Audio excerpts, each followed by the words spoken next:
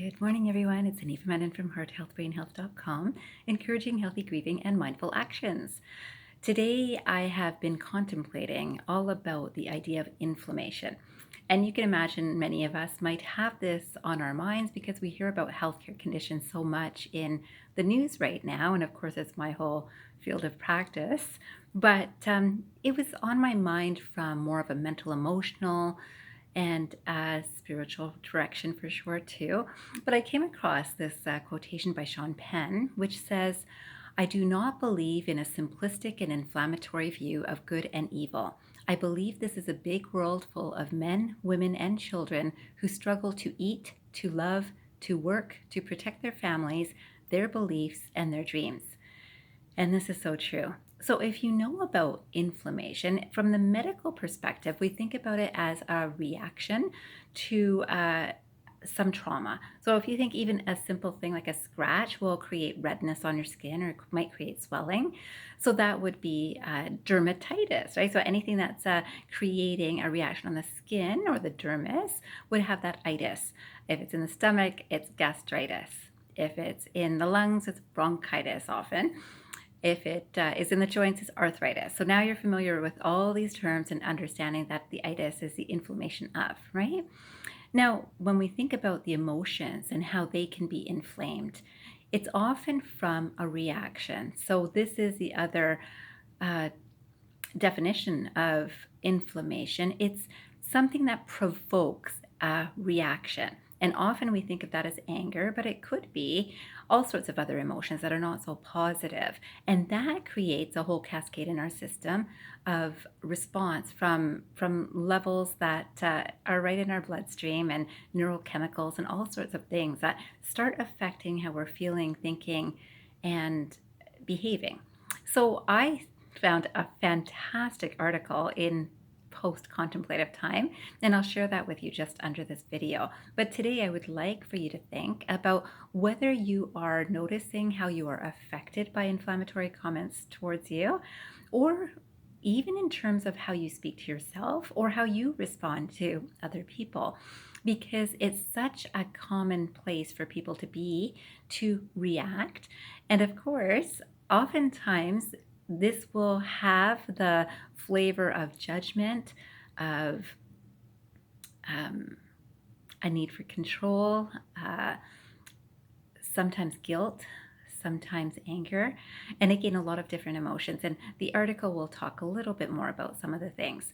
What I found most interesting about this article that I came across was this sense of social injustice or injustice for the self that does not lead a person feeling empowered. So a sense of rejection. So rejection, of course, has been part of all of our lives, right? So sometimes we're rejected by a relationship, sometimes rejected by a parent, sometimes by a sibling, sometimes by a child.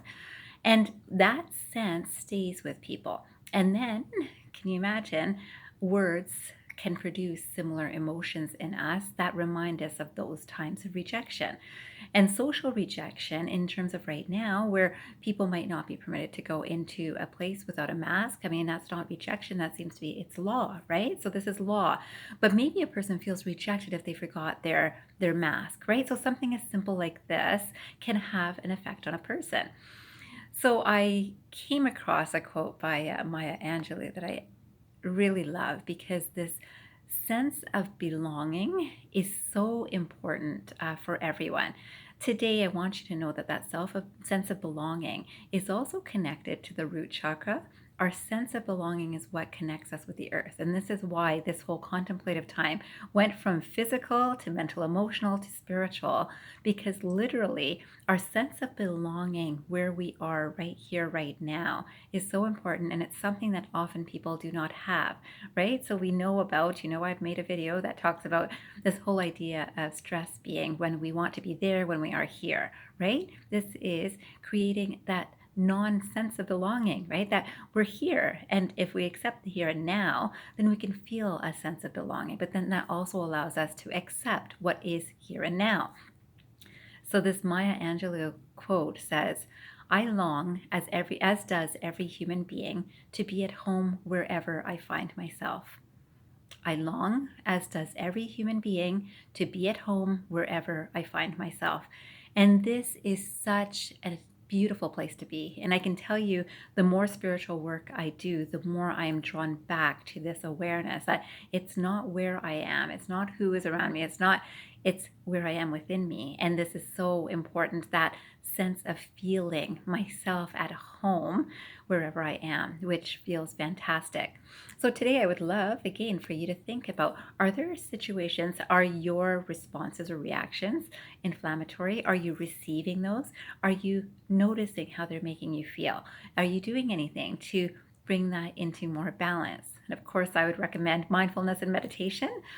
And I'd love for you to do that exercise for just 5 minutes, and maybe another 5 minutes of either mindfulness or meditation, to be aware of yourself and this sense of belonging right here and right now. I want to finish with this other quotation, which I do not believe has an author, but of course I'll post it below here. And this is because a lot of the emotions that make us feel this not sense of belonging, or this missing this sense of belonging, are coming right from ourselves and how we speak to ourselves or how we think about ourselves. And this says, give yourself permission to feel anger, pain, resentment. Relax, then let it go. And this is the thing, right? To acknowledge that we've got these feelings or emotions or awarenesses within ourselves, that this is, I'm aware that I'm angry, I'm aware that I'm feeling resentment. I'm recognizing that is a different level of awareness. I'm recognizing that this is playing in my mind, in my thoughts, in my body. This I'm recognizing. And then let it go. Relax and then let it go. Take a deep breath and relax and let it go. I hope you do that, and I hope you have a fantastic day ahead. And I hope you remember, transform your mind and transform your life. Have a great day, everyone.